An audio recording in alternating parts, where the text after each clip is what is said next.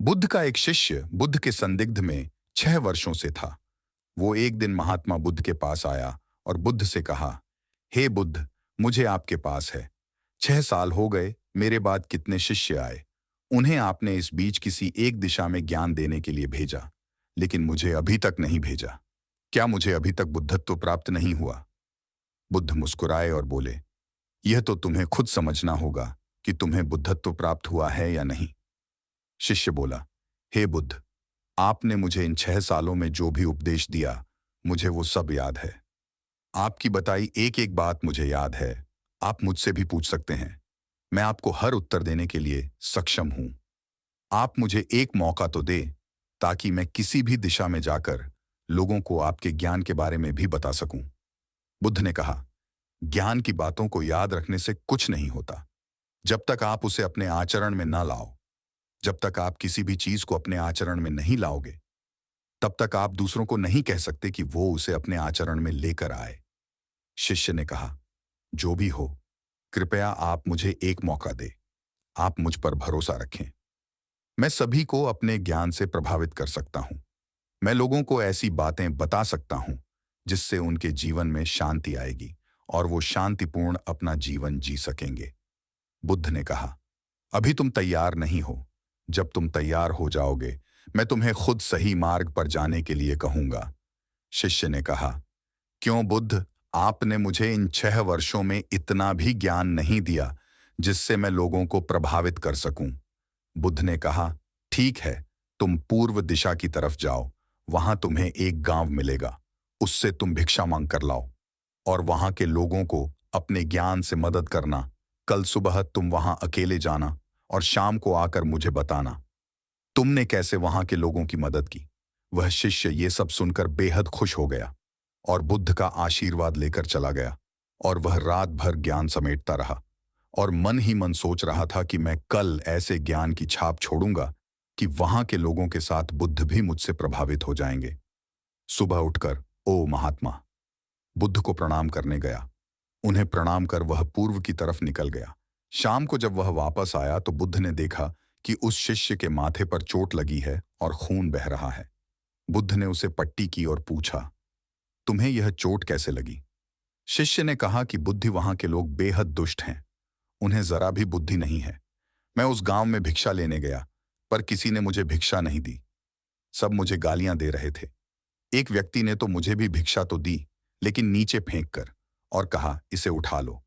मैंने उन्हें काफी समझाया, लेकिन वह मेरी बात सुनने को तैयार ही नहीं थे। उल्टा उन्होंने मेरे साथ हाथापाई की, जिससे मुझे चोट लग गई।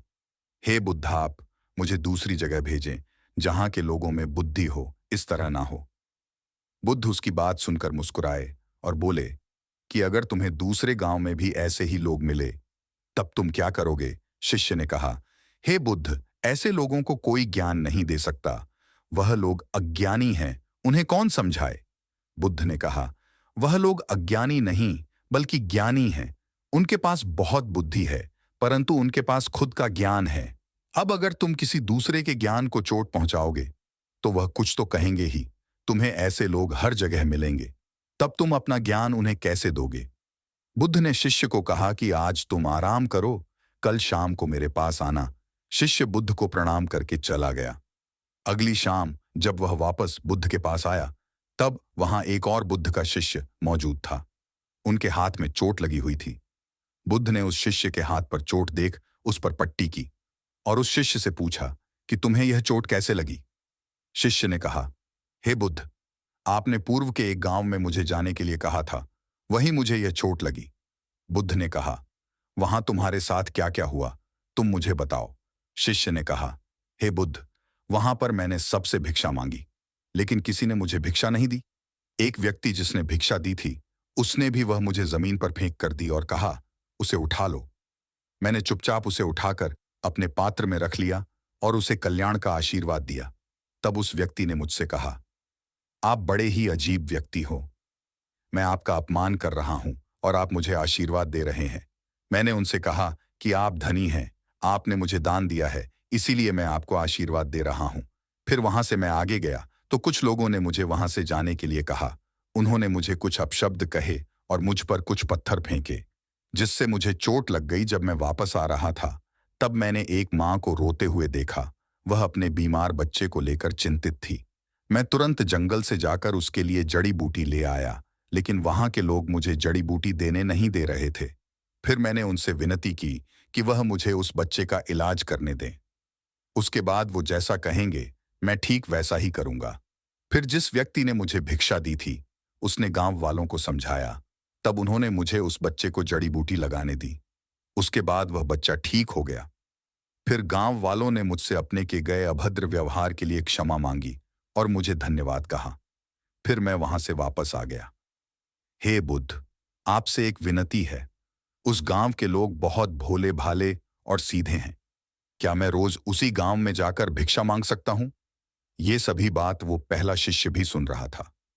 उसने यह सुनते ही बुद्ध के चरणों में गिरकर कहा कि हे बुद्ध, मैं समझ गया हूं कि अभी मैं उस लायक नहीं हुआ कि दूसरों को ज्ञान दे सकूं।